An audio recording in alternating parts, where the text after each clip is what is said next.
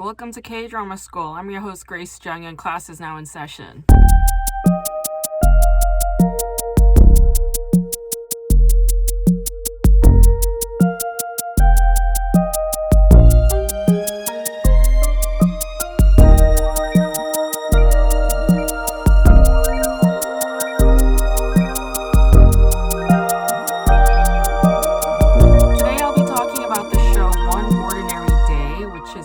On a BBC drama written by Peter Moffat, and it is a 2021 Korean drama that came out on a streaming platform called Coupang Play. So Coupang is like an Amazon in South Korea. It's an e-commerce business that has been around since 2010, and they have been producing their own TV series for streaming.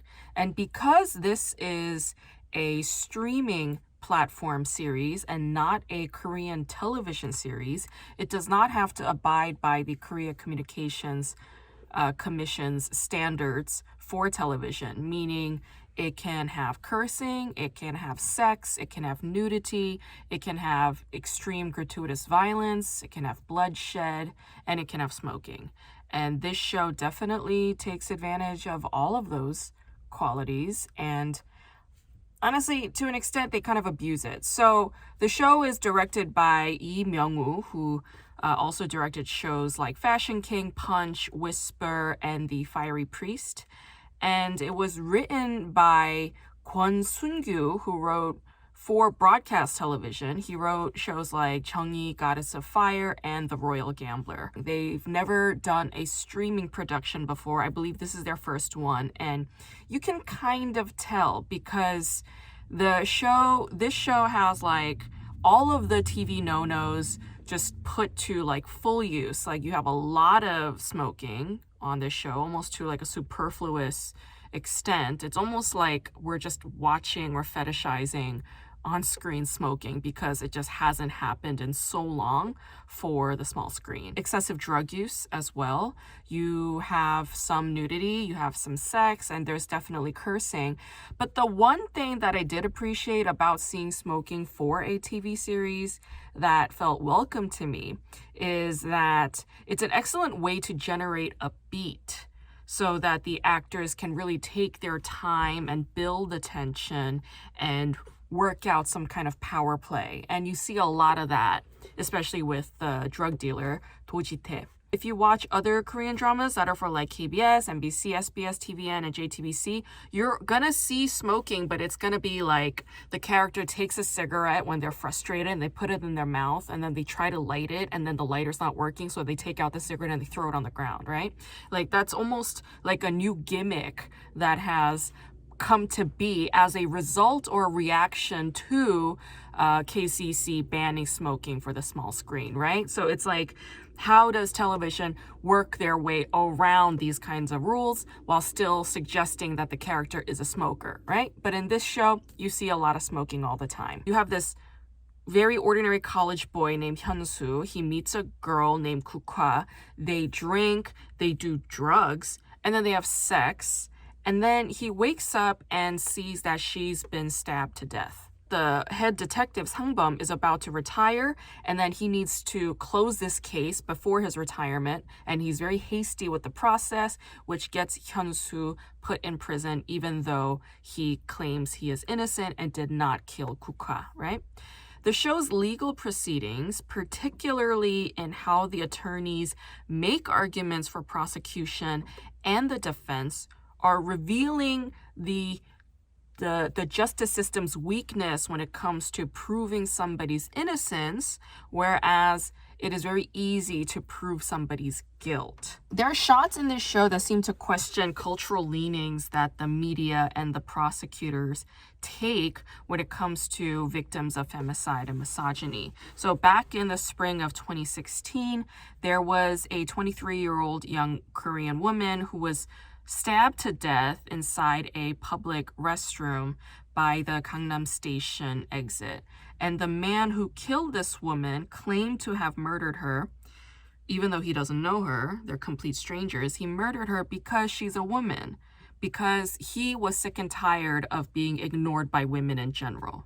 And then following this incident, there was a lot of uproar and outcry against how the media and the court framed this case to be a random act of killing and violence rather than one motivated by misogyny. Or, you could term this as femicide, which is killing a woman because she's a woman. So as a result of that outcry, there was a lot of social media protesting and activism. And then there was a physical form of protest and activism by the Gangnam Station exit 10, where people put these sticky post-its all over that exit, a way to mourn the victim, but also to call out how the socio-political environment is dealing with this kind of social malaise. There's a shot in One Ordinary Day where you see flowers and a bunch of post-it notes stuck in front of the victim's house after her case is opened. And I found this to be a deliberate choice that the director made in response to the sticky note activism that took place back in 2016. There are a lot of curious choices for me throughout the series, like Hyunsu slowly getting turned into this hard-ass badass. It's like he's like this innocent boy turned into this broken hard ass by doing work for a drug dealer, by being in the Who Scout, by being bullied, right? I mean, is the argument here that society and the way society is picturing this young man is influencing the way that this young man is slowly becoming, right? It's like which one came first? Society's depiction or presumptions of this young man, or were these potentially in this young man in the first place? I don't really understand why the drug dealer Dojite had to force Hyunsu to snort meth, right? Like dealers that are like well put together like that, they don't really abuse their own supply. So that was like a weird character choice for me. For a guy who's been in prison for over 10 years and was on in top of the food chain, like why is he so careless? Like I don't understand. The way he died so suddenly, okay, like that was also a shock to me because I liked him, okay? Like I liked the guy. I mean, why are you killing him off so suddenly, so easily too? My favorite part about this show is Cha Seung-won, who plays attorney Shin Jung-han. Now, Shin Jung-han or 신중하다 is an adjective in Korean that means careful and meticulous. And the irony, of course, is that Shin Jung-han doesn't seem like a careful, meticulous guy in the beginning. He's like covered in eczema, he has long hair, he wears sandals, his feet is covered with a skin disease, he's messy, he's sloppy, he just looks really overworked, down on his luck. I read Louise Hay's book, You Can Heal Your Life, and they have this chart with ailments and then metaphysical meanings for those ailments. And for eczema, the source is antagonism. Jung-han works as this quickie attorney for criminals who are involved in petty crimes for a very small fee, and that's how he makes his living. And he's also a divorcee. He's backed up on child support payments, all right? His wife doesn't like him, okay? He doesn't feel like a well-respected attorney in his field, all right? And all of these things probably built up a lot of, antagonism in his psyche, right? I mean, how could he live without it? On top of this, his job is primarily to defend small-time criminals, okay? To be the defender of people who commit crimes and to make a living that way, of course, that's going to also contribute to his own sense of antagonism. His client, Hyunsu, however, is different in that he is innocent. And Shin Jung-han believes his innocence and does everything he can to defend him. But the court, society, and the media, they're all against him, right?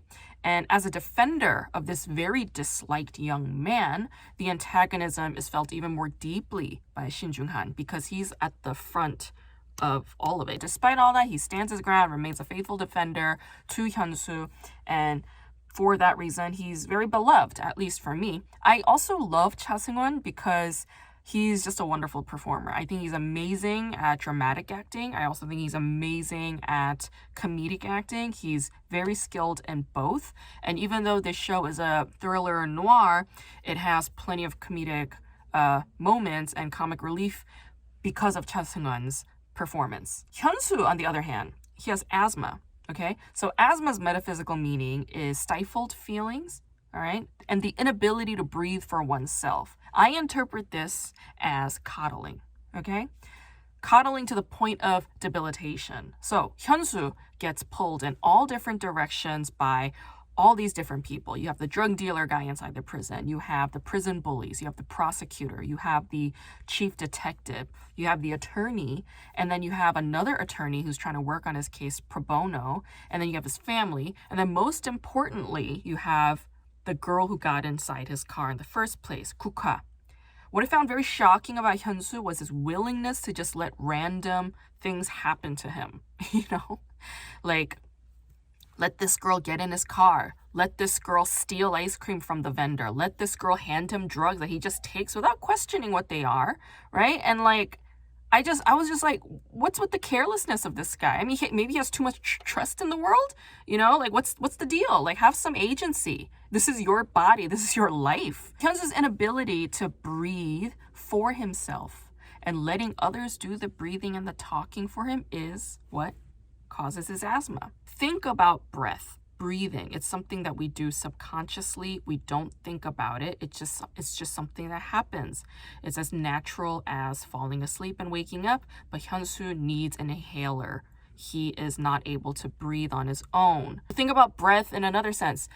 Breathing is something that we do in order to recenter ourselves when we're anxious or distraught or disturbed, right? It's something that we just do so that we can come back into alignment. Hyunsu can't do this without an inhaler. Shows some kind of weakness, yes? I think that's why maybe we see him standing at the rooftop at the end of the show. I mean, we don't know whether or not he jumps, but he's up there. He's doing something very precarious with his life, okay? Just like he had been at the beginning of the show. How will he move on with everything? How will he move on from all the things that have happened to him if he is not able to breathe himself back into his normal self? When there's a victim of sexual assault or murder, there's really nothing that the law or society or culture could ever do to equally and justly make up for that incident. Like, that incident will never go away. This young woman who died, she's never going to get her life back. So really, in a way, the show is kind of tragically pointing to a very difficult thing that human beings have a hard time facing, which is that there really is no such thing as sufficient justice. Like, when somebody dies or somebody gets hurt, as human beings, we always look for somebody to blame, somebody to take responsibility for that horrible pain that is caused as a result of losing somebody. There's nobody that can, compensate for that, really, But the law tries to do what it can. And ultimately, somebody is going to be taking the blame for that life. Even though we have a justice system, that justice system is always going to be insufficient. Even if it makes improvements, even if it changes certain things, it will always remain insufficient when it comes to making up for a human person's life or making up for, that human person's trauma. All we have is blame. And I think to some extent, this show does question, is blame enough? Is blame productive? I think this question does kind of linger there a little bit.